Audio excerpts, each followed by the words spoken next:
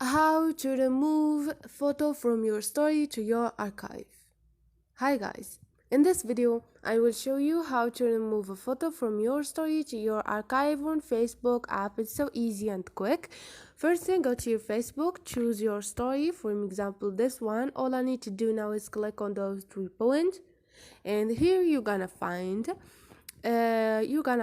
archive photo. To remove photo from story and save it to your archive, save this photo to your story archive. This photo will be saved to your archive, and remove it from your story. Click on OK or cancel, wherever you want, and this is it. So this is it guys, it's so easy and quick. Hope this video was helpful to you. If you like the video, don't forget to subscribe and like.